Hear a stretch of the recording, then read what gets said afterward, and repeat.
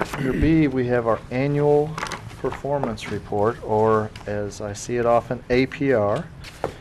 And Mr. Hanson is going to review that review with us from the state. Oh.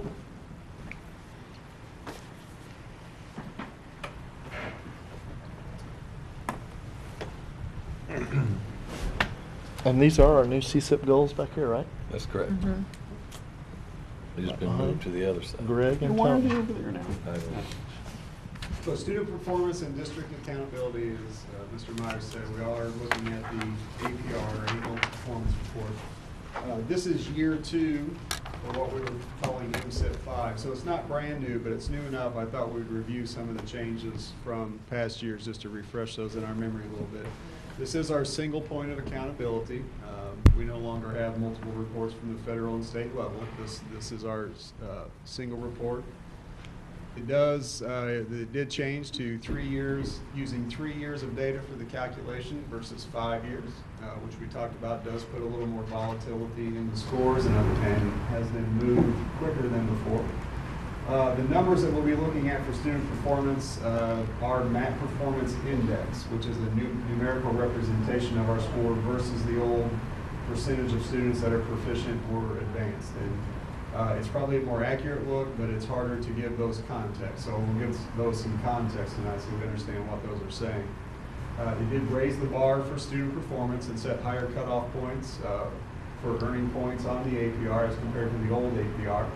It did change the accredited with distinction in performance and has put that on a hold for a bit. There is a proposal to bring that back that the state board will consider this fall, but it did away with that for a while. We will look at mainly the district report, but we also have building level reports and we'll have building level scores as part of this presentation as well. It gives both. And we'll talk a little bit about how this plays into school improvement planning and how actually the CSIP is driving some of the responses to the data that you'll see tonight too.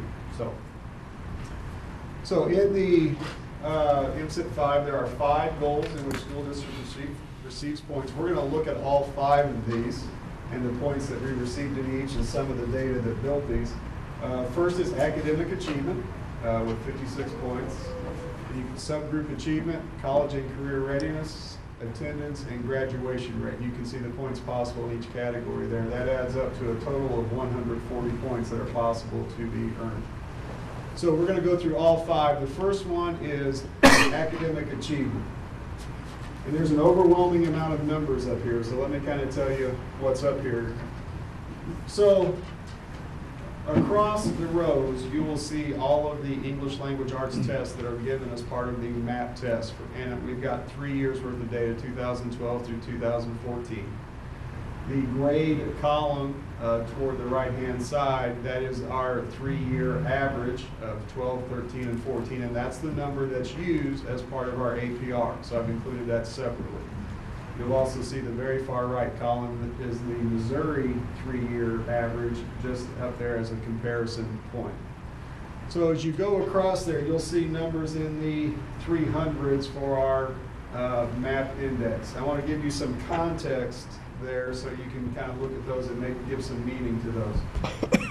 DESE has created 4 separate score ranges, which these scores can fall into, and they're a hierarchical range of bad up to our target. The highest range of scores is called our 2020 target. And that references Missouri's top 10 by 20 plan, that by 2020 our kids will be scoring as a top 10 state in the nation on our performance. So that 2020 target is set at a level that would represent a top 10 state score. So that's a pretty robust score. The cutoff to be in the 2020 target is at 385.7. 385.7 and above would put you in the 2020 target. You're already where they want us to be by 2020. Mm-hmm. The next level down is called on target. The title is meant to imply that school districts are not at the 2020 target yet, but they are in a range that would allow them to get there with expected growth. The on target cutoff at the bottom is 365.5. And obviously that goes up to the 385.7. So when we get scores back, we obviously want to be in the 2020 target, but we're also, the on track is where most school districts will be with their scores. And you'll see that we are in the on track category in most areas. Below that is a category called approaching, and then below that is the floor, which we don't have to see scores in the approaching or the floor. But if we're on track, we're at the 2020 target, again, that's our targets that we're shooting for. So looking through these here, in English language arts, we did mirror state results a bit, which was a decline overall in several areas. You can see down at the bottom, the first number I want to draw your attention to, our overall MAP performance index for 2014 was 375.6 as compared to last year's index of 382.0. So we did see a slight decline. The 375.6 does fit into the on-track category toward the upperish end. Remember, 385 is the 2020 target. So it brings us to a 3-year average of 380.2, which is right below the 2020 target. What happened across Missouri this year is kind of what happened to us, where we saw larger than expected declines at the lower elementary levels, at the very entry years of testing, which you can see 3rd, 4th, and 5th. We did see declines larger than where we performed much better up in the 7th grade up through the English 2 areas. The scores, the drops were enough, and you may, and I only bring this up because you may have seen this in the news. The department did hire an outside firm to review the MAP test to see if there was a problem with the MAP test based on the amount of drops that happened across the state this year. They could not find any scientific reason, either reliability or validity for it, so the drops are a bit unexplained statewide. And what it looks like for us is we were on the outer extremes. The areas where the state dropped, we dropped a little bit further. The areas where the states improved, we improved a little further. So on the negative end and positive in both, we were outside the range of what the state saw. When we look at these numbers, remember we look at these 3 different ways. We will look at them horizontally, so looking at a single grade score from year to year to see if there are drops or gains. We will look at them vertically to see if any particular grade levels stand out in comparison to the ones around them.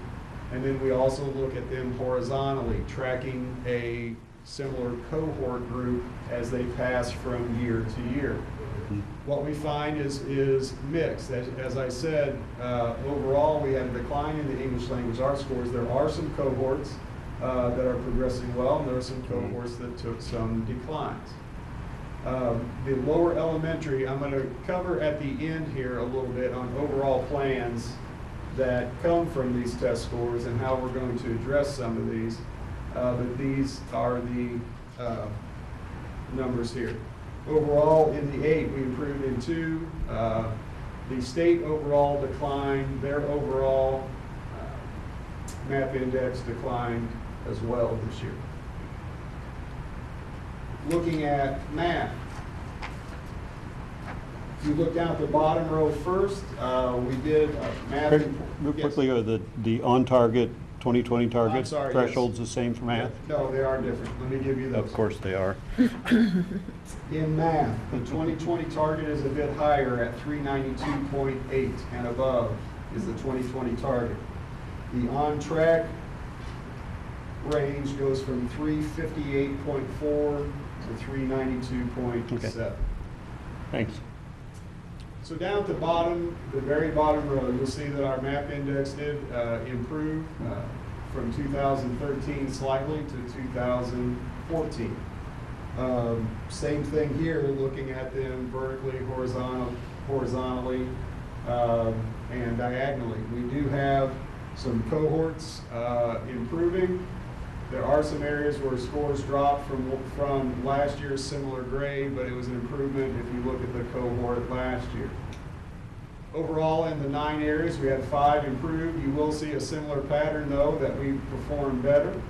at the higher grades, and the lower grades are an area that need to be looked at a little more. That's the same pattern that the state saw. Across the state, the lower elementary grades dropped, and the upper grades either didn't drop as much or improved slightly.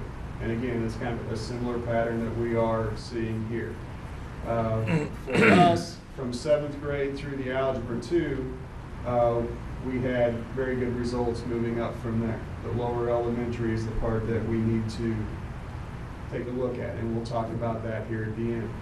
The state, the overall state math performance index also dropped in math. So it went down in both math and English, which was the source of the concern for looking at scores. That's the first time that that's happened for a long time. That was unusual. Okay, so at 374.4, I'll show you here in a minute what that means for our APR. That does put us in the on track category. Let's look at the top part in science.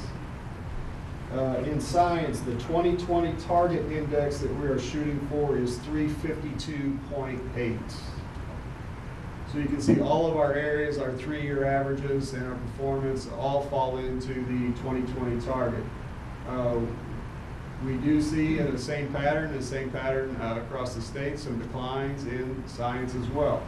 But all 3 stayed well above the 2020 target. So that's a very high performance area for us. And while we didn't see improvement, scoring that high above the 2020 target, that's a good place to be. And we're very pleased with that. You can see the Missouri 3-year average there next to it at the far right, and see the performance there.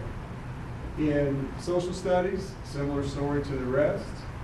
We did see a decline primarily because of a drop in American history, which that 2013 may be an outlier. You'll see that we have improved. That 2012 number was better than 2011.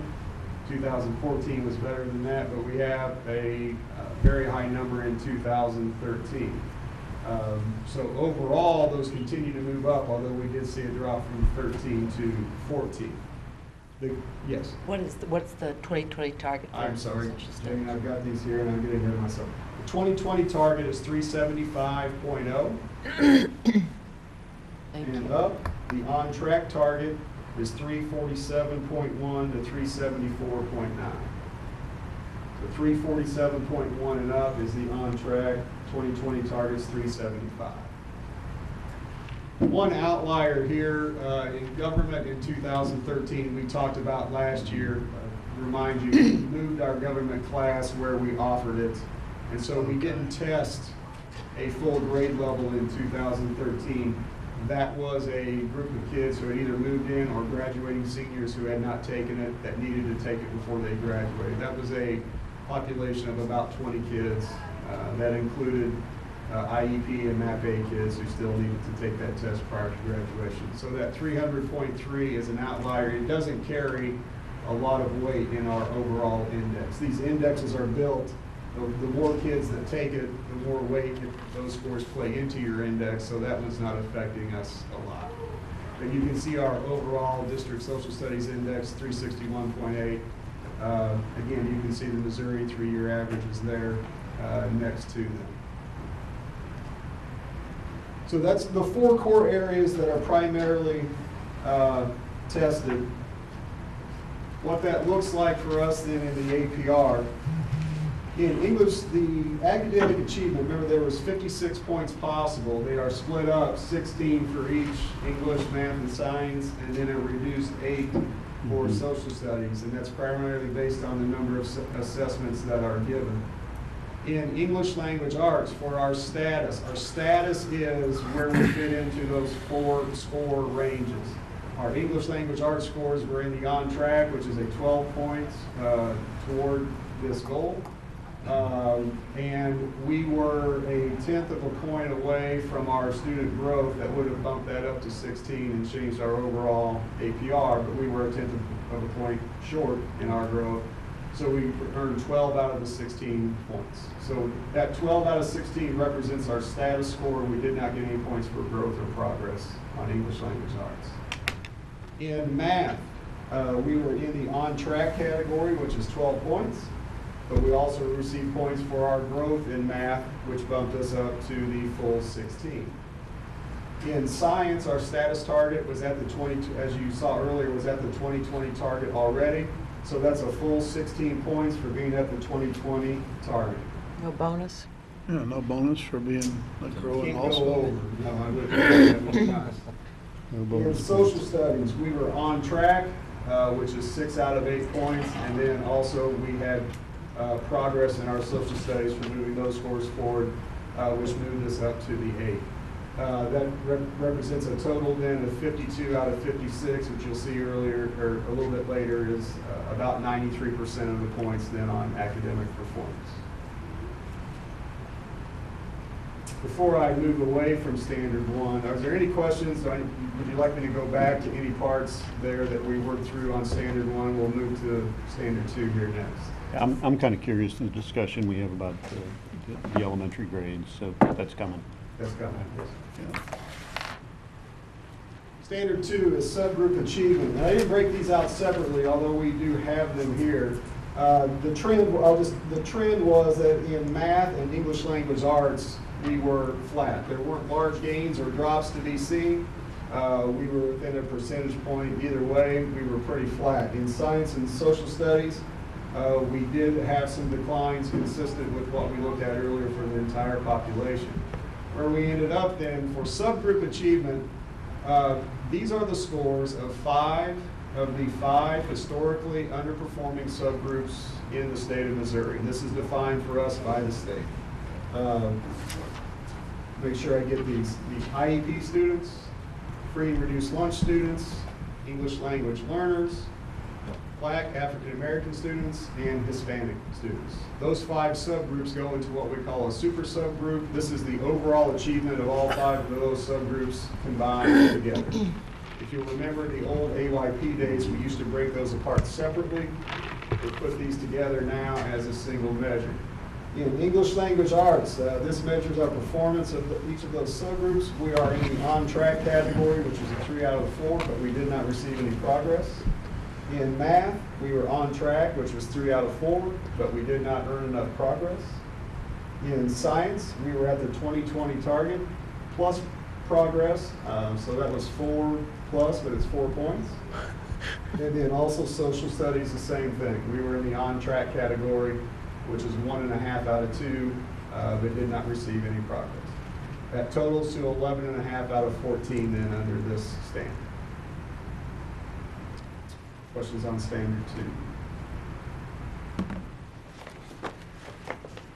Standard 3, college and career readiness. And this is the section that reduced our points a little bit here that we really need to look at. And there are 3 standards here, each receiving 10 points. Let's talk about the first one, 3.1 to 3.3. This includes ACT, SAT, and ASVAB scores. The way this is calculated is they look at every graduating senior, and they receive points based on their performance on any of those measures. The ACT, the SAT, the ASVAB, there's also a test called the Compass test, which not many of ours take. So we receive positive points for all the kids that take it and for their performance. Out of 10 point possible, we're at 6.0 out of 10, which is in the approaching category. We were 9 kids short out of the graduating class of moving up to the next category. But we also had 89 kids not take any of these assessments. So of the graduating class of 297, over a quarter of them we received zeros for because they did not participate in the ACT or ASVAB. Now, we changed that this year in which we are participating in the ASVAB as a sophomore class. There will be a delay in us realizing a change in those scores, though, as those scores are not counted until that cohort hits their senior year. This measure is based on only your graduating class, what they've accumulated through high school as they leave. So what we instituted last year is going to take a couple of years for us to see the benefits from on the APR. Now, As you saw in the board report, one thing that will also change this year is all of our kids will take the ACT test as part of the standardized testing process throughout the state of Missouri. That will be for our juniors. So when we look at our APR next year, we will still not receive credit for their scores until the following year when that cohort has graduated. Then we'll have all of those scores. So we have taken steps already here to improve the coverage, which will help, but that's going to be delayed. On the ACT scores, we did see a decline of 0.6 point down to 22.4 from 23.0. And you can see those on page 40 and 41 in your packet. And that 22.4 represents, as you heard on there, the state of Missouri is at 21.8, nationally is 21.0. So still a strong score, but not the best news in the trend. The ASVAB is the military. The ASVAB is the Armed Services Vocational Aptitude Battery Test. So that is related to military scores. And that's also beyond a skills score that also will give kids information about career paths, some interest, and some strengths that they can use to make some decisions as they go through high school. And the ACT, I'm sorry. No, go ahead. The ACT and the SAT, the reason those 89 students didn't take it is because they weren't college bound, they weren't. It's always been up to the individual student as to whether they saw the benefit of that of taking that test. And there's a or not. cost for that. Yeah, there is The a cost. family- There's a cost, yes, there is a cost. Thank you. As they mentioned in there, the ACT that will be given to our students and all juniors is a fully functioning ACT test. It's not a reduced version for schools. It's a fully functioning ACT test that all kids will receive free of charge. And it will cover the entire junior class is when they will take that. And that will be a required test. That's a good change because that's a score that kids can use and there's some meaning and benefit to it. So we're glad that that happened. So we get points not only for the number of kids that take the test, but No. their performance. Well, we get 0 if they don't take the test. They So- don't take it- So indirectly we do. Indirectly, we would get the more kids that would take it, the more points that we would build up toward this standard, yes. There's Yeah. no point, there's no points given specifically for the more kids that take it, but Right, they look at kid by kid and award points for every kid. right, right. And is there any other use for ACT and SAT scores other than acceptance into colleges? And what benefit do they get? I would say that would be the benefit. They're not college bound at all. What some districts have said is They're gonna be that kids taking this test, there are some districts who had been giving it recently to all kids already. And what they had found is some kids received scores that helped them attend college or showed them they had the ability to attend college, They whereas put- before that wasn't in their plan. Yeah, I could think be. that would be Yeah, a put the benefit. idea Is there a in there. cost to the ASVAB? No, not to the students. And I don't But is there a recall, cost to the district? No, Yeah, on ACT, where is that cost being made up at? being picked up at the state level.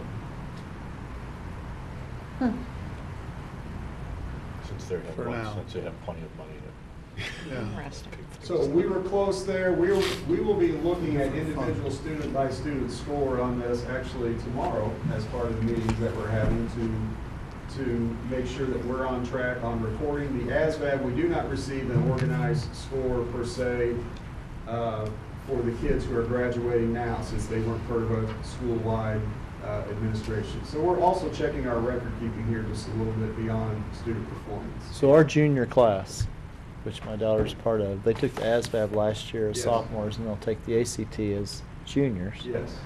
So they'll be completely career and college ready according to that scale. According to that, yes. How Of many course, they have do to you do well, predict will though, take right? the That's, SAT? that's, Our yeah. students. Is that still going to be Just by choice? taking it. That is still choice.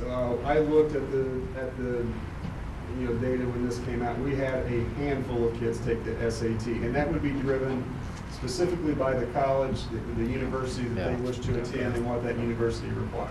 Most of And the my coaches understanding for- is East Coaches, yeah. Coast colleges tend to like the SAT Yeah. course more, or the test more, Yeah. so, yeah. East Coast? When I took Both the, coasts. when I took the SAT, there was only like 3 people from Rolla in there, Mhm. and then a lot of other people. I don't know. Where did And you what was the take it? cost? I took it in Rolla, In Raleigh? but there was only like maybe 4 people from Rolla there. And what's the Starting to cost of think the you shouldn't have SAT? been Do you remember? I don't remember. No, I don't. So we will get Sophie's SAT points. Right. So. Now, there is no With an F. benefit, I will say, if a student takes the ACT, the ASVAB, and the SAT, it takes all of it, they take the top score of those three, and it's a single score each student gets. It's not a cumulative score. Whichever one is the best, that's what that student We don't get gets extra points for credit. Sophie So we taking. don't get extra credit for you. So 200 on the SAT is better than a 30 on the ACT. So this is one that we are right at the line for moving up and earning more points. You can see 6 out of 10 there. That's a 4 points that we're not realizing. So we've already taken steps to look at that, but it's going to be delayed. Takes a couple years for the Benefit, to sort of wash out of the system. 3.4 is advanced placement, is AP. TSA is the technical skills attainment tests that are given at RTI and RTC and dual credit. In this, we're in the on-track category. We did improve and show progress, but not enough to earn the progress points. So the on-track level of this is 7.5 out of 10. At the high school, we have 11 advanced placement courses that students have access to, and then combined between RHS and RTI, we have 30 dual credit courses that kids can have access to. So we will continue to encourage students that are interested in those courses to sign up for the dual credit, and we'll continue to look for offering dual credit opportunities in the district. Is there much burden on us as we add them? Is that difficult to? Well, it's working out an agreement with the universities and making sure that our programs meet the standards that they would set. There's a dual credit list that DESE publishes that has approved dual credit. So there are some steps to go through to become approved and to make sure that fits the DESE guidelines. So there is some, it's not overwhelming, no. As you see, we have 30 right now, so, but there are some steps. It also, But again, there's a cost to the parents Right. for That's the correct. dual credit course to get the college credit attached to that. right. That's correct. It also affects us. Yeah, I mean, yeah, you're right, but there is still a What cost. did you say, Jim? They're cheap hours. Are Yeah. they? Yeah, I mean, it's cheaper It's than, far cheaper than college at the tuition, but- university level. Absolutely. $180 we paid to East Central for Yeah. one of Chloe's courses she's Right. taking now. Yeah. It seemed like one was. Three two credits. 3 credit hours. yeah. She'll have 3 hours with it. So you'll find If a the lot of- I university think it's takes it. fantastic. Oh, I it's wish they had had that when A my lot of kids students were. who take advantage of this will leave us with 20 to 30 hours of college credit already obtained easily. That's amazing. Yeah. It is great. Well, then But for it's some gonna families, be that 200 11 when they bucks get there, at too. that stage. Yeah. Is I don't think you can tap if you've been saving in a most plan or another cannot. 529 plan. I don't know. You can take it off your taxes as tuition paid, but I don't know that you can use college savings to pay that. So for a lot of families, it'd be tough. But it's cheaper than having them do it in high school when they're living at home than when Yep, you're paying I to don't have 'em disagree live. with you. Yeah. And it's It a is wide cheaper. range of, it's a wide range of classes. It's not Like I just said, all it's- science or math or, it's, There are several across the courses board. at RTI that are dual credit courses as well. So it's not just, some people may think it's just upper level math science courses. It's not. Yeah. It Right. runs the gamut of opportunities for kids. the early learning course, I Early think. Is that childhood. this year? It's Yeah. first year for that? Yeah. to be a date? Do we have other schools other than East Central involved in that? Yeah, Yeah, there are, oh, yeah. yeah, Is there it are early learning, child development? I'd say 5 to 10 universities that we work with. Surrey Baptist. Yes. Drury, I think. The third part of the college and career readiness is college and career placement. This year, we were at 80.5%, either fitting into the 2-year, 4-year military or job related to a career and technical field that they were trained for. That puts us in the on-track category. Again, not enough progress points to earn the progress. So on track, the on-track score in that is 7.5 out of 10. Is that self-reported? How is that data gathered? That is self-reported. We do the follow-up study here, and RTI leads that process because a lot of it is tied to the career and technical completers that go through. So they lead that with the help of the high school, but that's all self-reported. So adding that up, out of those 30, we received 21 points out of 30. And we'll do a summary here at the end out of each of these categories. Standard 4, 10 points of attendance. In this, last year, remember the metric is 90% of our 90, yeah. kids attending 90% of the time. So then, again, this is a kid-by-kid count. Either a yes or no, they met that standard. For the district last year, we had 91.2% of our kids meet that standard, which puts us in the 2020 target. 90% is the 2020 target. So we're at 10 out of 10 on attendance. And then graduation rate. Whether you look at the 4-year, 5-year, 6-year, they use several different measures here. Those are up. The 4-year number was up to 89.3, 5-year 88.6, 6-year 91.4, depending on which cohort you look at and which group they look at. But all of those are on track plus progress for improvement, which gets us to the 30 points out of 30 points on graduation rate. So this is a summary here. Each of the 5 groups with the points possible, and then the points earned. And you can see the percentages earned in each category there at the end. So the college and career ready, we're working on, and then obviously all of these are part of, when you look at school improvement plans and our CSIP and the building school improvement plans, these are all part of it. But the academic achievement and the college and career readiness are probably the areas that receive the most work here as far as programs within the district. 124.5, which leaves us at 88.9%. When I talked with the faculty when we came back to school, kind of the line that we would draw is where we want to be is at 90%. And at 90%, we would need a point and a half to be at 126 out of 140. So there are several areas that we were right there and just missed, but we did just miss those points. So we're at 88.9. We'd like to be at 90 is our target. Now, I mentioned a little bit earlier, too, that's a district look. Each of the buildings receive an APR as well. And you might notice that there are different points possible for each building, and largely that's based on which assessments are given as part of the MAP program.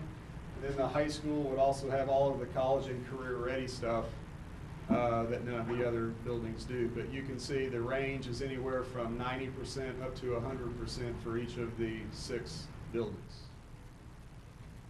And you can see the points that are earned there at each one. It seems to Yeah, I've not never fit seen when that you say before. we're concerned about some of our early elementary, and yet the early elementaries have a higher percentage. The scoring guide is complex. Yeah. I would say that, and how points are earned, you can't always compare. Obviously, let me say it this way, a higher APR is better than a lower APR for us.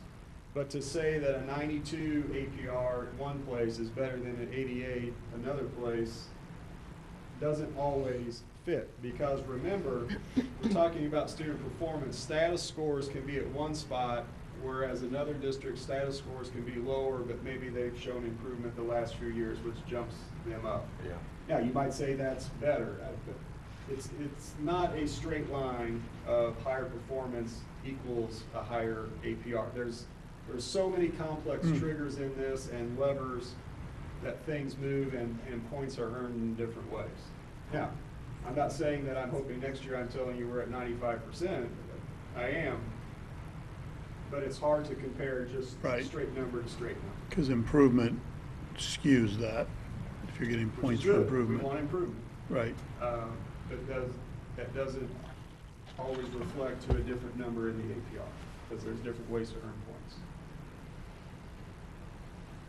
So Jeannie, when I was talking about those, more looking at the trends in performance and the score ranges that those are fitting into. When you look at an APR, it certainly doesn't jump out at you. And I can tell you where we earned a lot of points at the elementary in academic performance was in student growth. And that is predictions for each kid based on their first score as 3rd graders, moving to 4th graders where they're predicted to score. Our kids are outscoring that, which is good. Good. So we're getting lots of growth scores, which is a very positive thing. Which is one more weird thing about our lower than we like to see 3rd grade scores, because they're making back up for it by 4th grade. We see a lot of gains individually, maybe not always as group, individually, Yeah. from 3rd and 4th grade is a big jump. Is that Is it, I'm thinking that, you know, this is the first time a lot of these kids are exposed to this sort of testing regime in third grade. Is this a trend across the state that third grade is, I want to say lower, but you see a big gain go into fourth grade because they're I would say kind of that's used true, to yeah. Well, it's their the old first, regime? third grade's their first experience of Yeah. that type Yeah. of testing. Yeah, yeah, I would say that's fair. So- Next steps that we talked about here a little bit earlier, and I didn't outline a lot of things on here. I wanted to talk more through this, but you see all these things up here. CSD days, I've got curriculum and common assessments, we got CSIP goals there, we have new state assessments. All this kind of works together. So as you know in our calendar, we will have 7 work days throughout the year. We just had a planning session for the first one coming up. And as far as next steps, you know, when the state did their study about why test scores dropped across the state, and they couldn't find a scientific reason, that led them to, I guess, search for other answers. And there were some suggestions of the number of snow days and other things like that, which I really don't think was a factor. I think a factor for a lot of schools and a factor for us was switching from the GLEs to the Missouri Learning Standards. The test this past year was still written to the GLEs, and frankly, we had transitioned, trying to get us a jump start transitioning to the Missouri Learning Standards. I don't know if that affected that, but last year was we had some, growing pains trying to implement a whole new set of standards, and where you see the most drastic changes is at the younger grade levels. By the time you reach upper grades, English 1, English 2, Algebra 1, Geometry on the math side, they're still fairly similar. Where you're seeing new challenges and kids being pushed is at the lower elementary. So that was our focus last year, was getting into that and pushing them as far as we can with these new learning standards and adjusting our teachers and our kids and everyone to a new curriculum.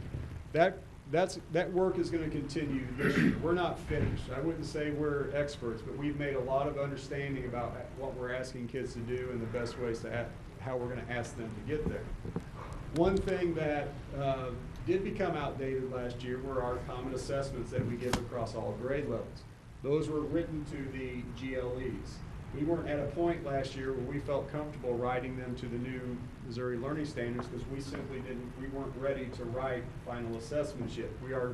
That's what we will be updating this year. And when you talk about that lower elementary, we'll be taking that all the way down to the kindergarten levels, redefining our common assessments and defining that for kids and giving that throughout the school year so that we can get better data about where kids are struggling and what they're not getting so that we can help with that. That will be a major undertaking during our CSD Day, and that will be a focus of the district level portion of our CSD Day coming up in September. Keith, you asked about the first time kids take assessment. We are also broadening out some of the technology tools that we'll be using to assess kids. You've heard us talk about Study Island a lot. Study Island has primarily been used as a supplemental program to help kids. We have purchased new parts of that, which includes benchmark testing aligned to the Smarter Balanced assessment that we'll be taking, which we'll talk about here in a second, that we can give throughout the year and get data about how kids are doing on the Missouri Learning Standards. It also has assessment builders in there that we're going to be using, aligning to those objectives to redo our common assessments and get those in line now, away from the old GLEs. Okay. So we'll be using that more, as much more than a supplemental program, but we'll be using that as a real-time data collection tool where we can get immediate results on our common assessments and on our benchmark is the term, basically practice map test that we can give it periodically throughout the year to see how we're progressing. So last year we bit off a lot, and we're just continuing to add to that this year in everyone's transition to the Missouri Learning Standards. In the CSIP goals, that what I just described to you, defining those assessments was a big part of the student performance CSIP goal, and we're following along right with that as we talked about at the beginning of the year meeting. And so we're hitting those targets and moving forward. Under new state assessments, I did want to update you here. What's a little bit hard about this is the scores that I just gave you will never see that assessment ever again. And we are going into a very uncertain time here for assessments. The assessment that our kids will take this year will be completely different. It will be written to a different set of standards. It will be given completely online, all the way down to the 3rd grade level, so no more testing booklets. And it will be very different types of questions than have ever been asked of the kids before. So that's a challenge for us. One, just having the kids show what they know on the test. So the responsibility for us is to make sure that they're ready, that we clear any barriers related to working with the technology or understanding how to answer the questions. That's one of the big reasons that we expanded the study island. They come with the technology enhanced items that kids will be asked to perform. So they're going to be able to see those all year, so that that's not a barrier to them doing well on the test. But they'll be asked to do very different things. So that's all new. I'd like to tell you that I'm 100% comfortable with 3rd and 4th graders taking the test on laptops and iPads throughout the year. But that's one more learning curve to throw in for them, beyond just the subject knowledge, is how to work those machines. So that's new and uncharted territory here. The cut scores that I talked to you about, those 2020 targets and the on-track targets, those really don't exist right now. They're going to give the test. No one has any idea how kids are going to do on this new test. They're going to give the test, get the results, then figure out where sense would tell us to draw those lines. So the lines aren't drawn at this point. They won't be drawn until all the kids take it, data comes back, and psychometrically, they'll figure out where those fit. Wow. So that's what they do in Jeff Almost its own City. curve. So, Oh. so there's a whole lot of things. They I throw guess I darts. would say this, there's a whole lot of things out of our control. And But- so we're not going to, sorry, so and we're let not me- going to worry yeah. about the things out of our control and focus on the things that we can control. But so I'm a bit confused. You threw me with the psychometric piece.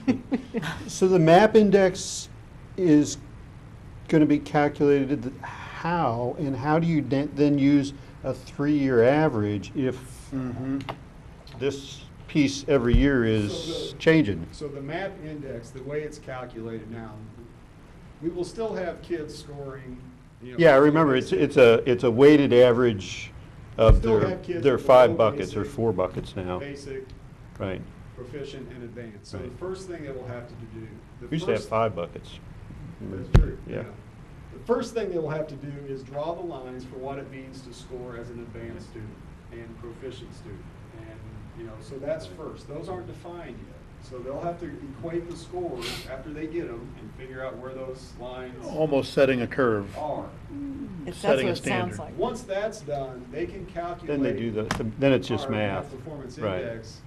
And if you look at the MSIP 5 guide, the scores for next year and beyond are just, they're there, but they're grayed out with an asterisk. These will be revised once the new assessment comes. So the guidance that we've been given is really, they don't exist at this point. Now, there is a factor, again, beyond our control. The contract for the state that was awarded to write the test was canceled this summer, and so they're still searching for a vendor to write it. Now, we give this test in April, early my. May. So there's just uncertainty that I wish there was more comfort, but there's not. So again, we can't control that. We're not going to worry about that. We'll focus on the things that we have control of here, which is our common assessments and the data that we get out of it and including kids. But I look forward to next year at this time. Really? A little, somewhat, Oh, maybe. they'll change it again. There's real, Wow. I guess, unease across the state with this completely brand-new testing system about how kids and students, how kids will react, how they're going to do, how teachers are going to prepare kids a little bit for an unknown. So we'll be starting over next spring in our learning process here. So we mentioned the ACT is new. The end of course test will not be changing much. They will still be online as they have been, but the math and English tests will be written to the Missouri Learning Standards as opposed to the EOCs. The biology and history, there are no new standards for those. Those will be the same existing standards, so those aren't changing. The state is reducing the number of EOCs that are required. The scores that you saw there factored all of those in. Some of those are being removed from the APR. So we're having internal questions about, do we continue to give that test? One side of me says yes, so that we know how we're doing. The other side says we can remove 2 or 3 assessments off a kid's plate in the spring and have them testing less and how much time we're asking of them. So we do get some benefit out of that information. It does help us do some things. But on the kid level, you know, we could reduce a freshman's test load from 4 end-of-course tests down to 2. And there may be some benefit to doing that for the kids. Try to weigh out what we get out of it versus what we're asking kids to do. So we're still talking about it. Now the price will go up. If we elect to give the non-required end-of-course test still, there will be a higher expense, which has not been defined yet. Of course not. So, Greg, with all these unknowns about the testing and what teachers are expected, what their students are expected to learn, Is defined. that's defined. Yes. Okay, so that's the important, to me, that's the important part. That's the Right. part that we can control. Right, The other stuff, right, I probably went too much here, but all of those things are out of our hands, and Right. they are hanging out there. But those aren't things that we're going to spend a whole lot of time paying attention to, because, as I said, we have no control over it. sure. We're going to define the parts that we do have control, the parts that we can do better, and that's where we're going to be spending our time. And the areas are curriculum alignment, improving with the Missouri Learning Standards, and getting our common assessments to date now with the Missouri Learning Standards as opposed to the old grade level expectations.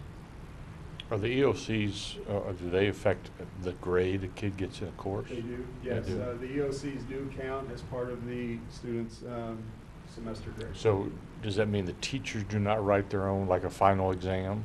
A lot of them will give a final exam as well. Okay, okay. Wow, sounds like a lot of tests. Mhm, It's okay. a lot of tests. There's an obvious learning curve when we've switched over to the Missouri Learning Standards. And not all districts have done that, correct? Or I guess they are now. They're all in Well, now various they're- stages, Now they right? aren't I would necessarily. say we're all on a different, I would say Yeah. we would be pretty typical to most districts that I know of with the implementation, almost full implementation last year. That was pretty common. So have you had time, and maybe not, to compare the districts who, because I thought we were a little bit ahead of the curve in relationship to a lot of districts when we started implementing it, are the test results the common denominator, or is that a common denominator in districts whose test results declined in certain areas? No, Did I say that right? The part where we were ahead, we started with our youngest kids that it affected first, probably 3 years ago. So that may have been a little bit ahead of the curve, but in that time, we've taken baby steps to the point last year when we felt we were ready to do it with everyone.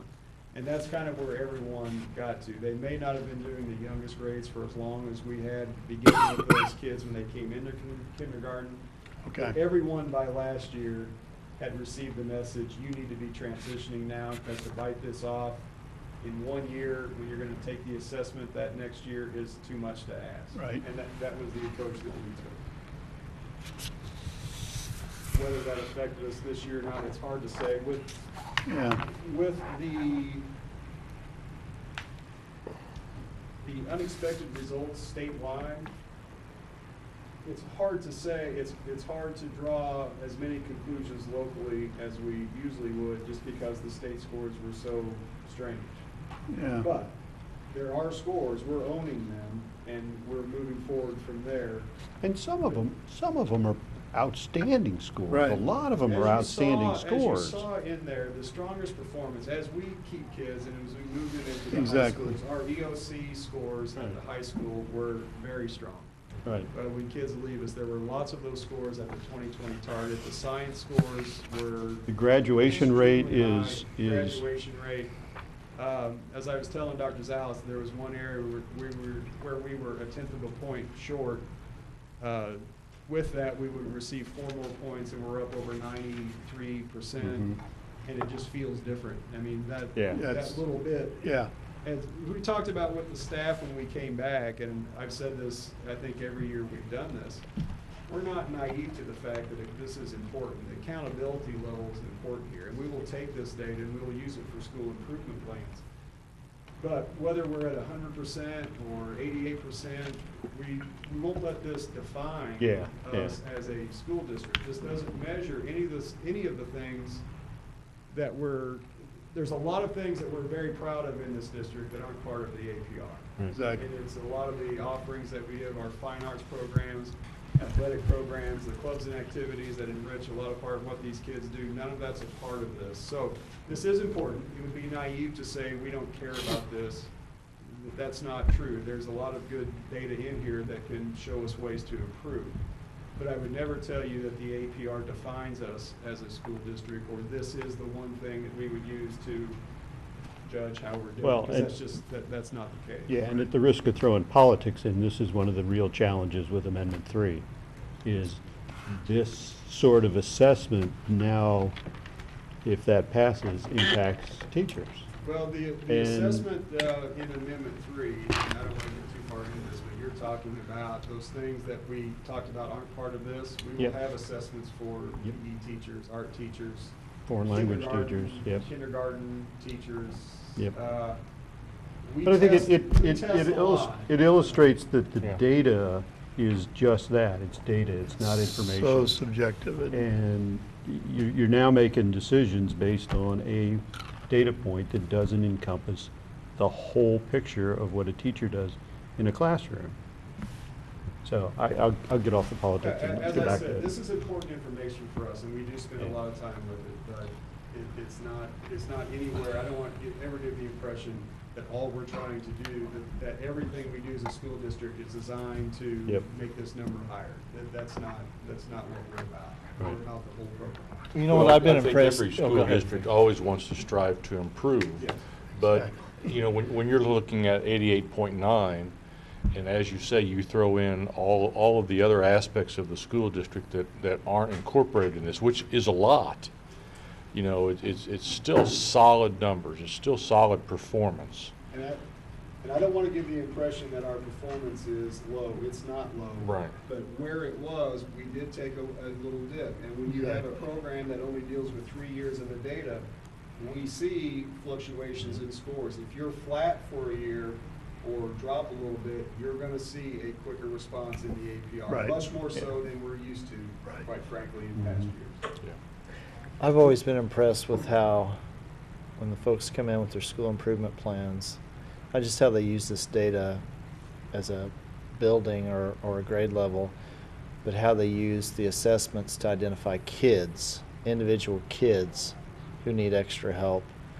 And to me, that's what it's all about. Yeah, That it's really about, and then the methods they use to try to reach those kids.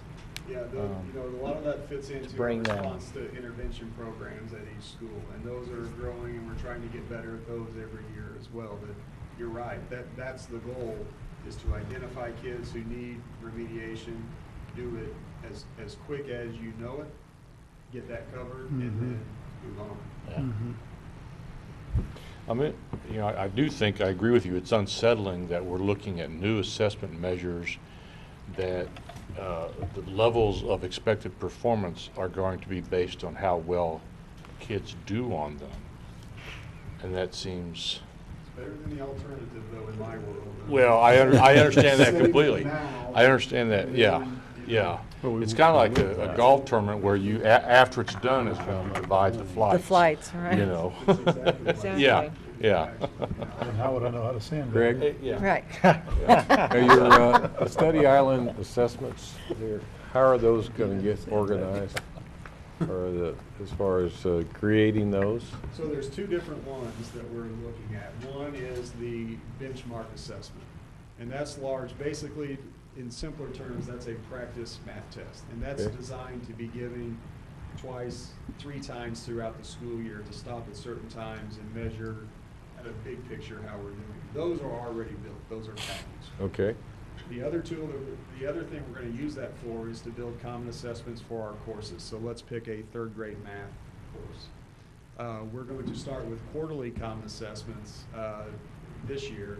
So what we'll do is we'll identify those objectives that we're gonna assess after first quarter, which that's already been laid out.